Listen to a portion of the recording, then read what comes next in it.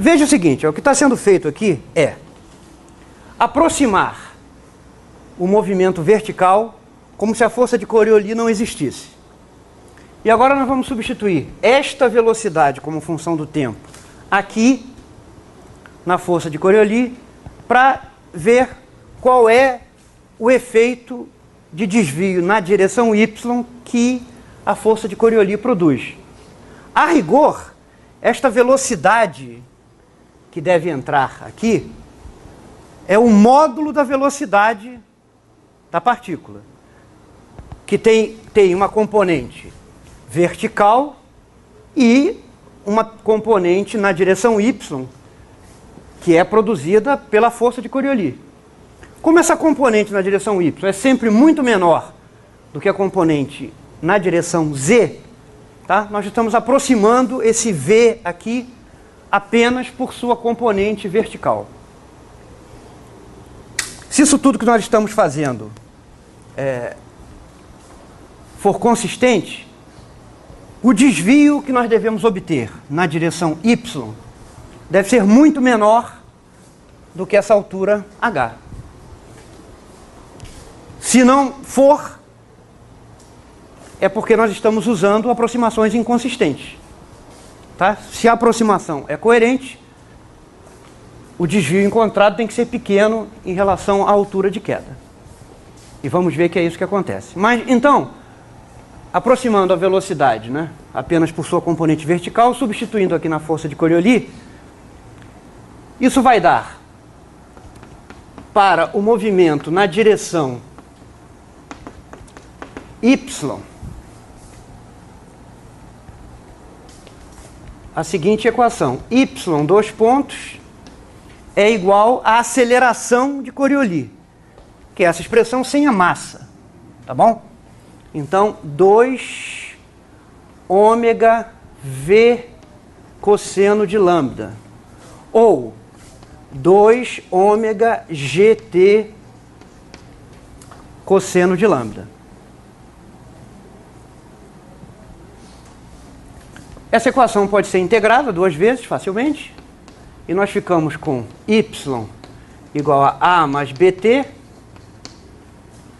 mais ômega g sobre 3 t3 cosseno de lambda. As condições iniciais na direção y são y de 0 igual a 0, que o movimento começa de um ponto do eixo z, né? E também não há nenhuma velocidade inicial na direção y. Então as condições iniciais para y são y de 0 igual a 0 e y ponto de 0 igual a 0. Se nós fizermos t igual a 0 nessa equação, ficamos com apenas a, que tem que ser o valor de y em 0, portanto a é igual a 0. E se tomarmos a primeira derivada desta equação, ficamos com b mais um termo quadrático, que é 0 em t igual a 0. Isso aqui, portanto, como y ponto de 0 tem que ser 0, b também tem que ser 0. Então a solução para y é simplesmente y igual a este termo aqui, ômega g sobre 3 t3 cosseno de lambda. Tá bom? Mas o que nós queremos é o seguinte: nós deixamos o corpo cair dessa altura h, a trajetória vai ser alguma coisa assim, ó. Porque a força de Coriolis está provocando um desvio na direção y. Então nós queremos saber qual foi o desvio que a partícula sofreu na direção y desde o instante em que foi liberada até o instante em que atinge o solo, a superfície da Terra. Tá bom? Ora,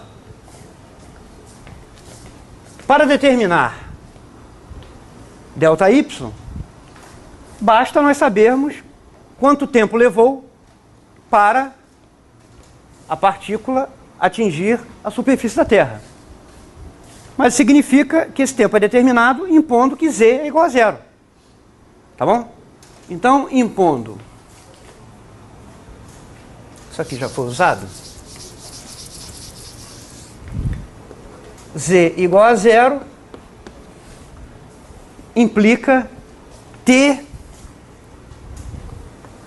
igual a 2H sobre G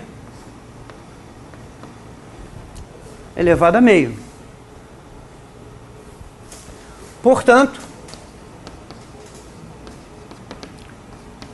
ΔY, o desvio na direção oeste-leste, é dado por ômega-G sobre 3, 2H sobre G elevado a 3 meios cosseno de lambda. Isso aqui pode ser simplificado por causa da presença desse G aqui.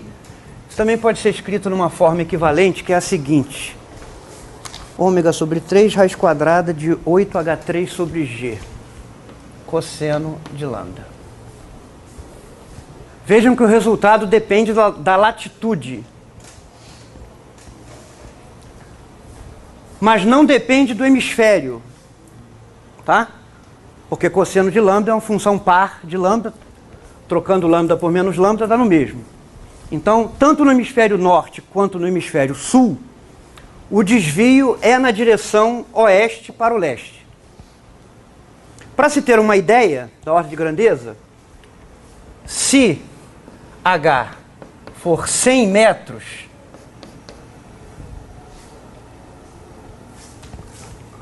no Equador é que o efeito é máximo, tá? Quando o lambda é igual a zero. Então, no Equador, que corresponde à latitude zero, então o maior desvio possível, então, no Equador, para um objeto largado de uma altura de 100 metros é, se eu não me engano, 2,2 centímetros aproximadamente. Então, de fato, o desvio horizontal é pequeno comparado com a altura de que o objeto foi largado, né? Ou seja, o efeito é da ordem de 0,02%. Então, essas aproximações são consistentes, porque, de fato, durante a queda, a velocidade no sentido oeste-leste, que vai sendo adquirida pela partícula, é muito menor do que a velocidade adquirida na direção vertical. Tá bom? Esse efeito, em princípio, é mensurável. Um objeto cair de uma altura de 100 metros,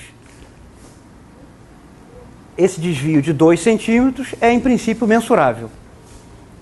Mas, na prática, isso não é uma experiência fácil de fazer. Porque qualquer pequeno efeito de vento ou da própria resistência do ar, etc., pode mascarar esse desvio. Para essa experiência ser feita, seria preciso deixar um objeto cair de uma altura de 100 metros.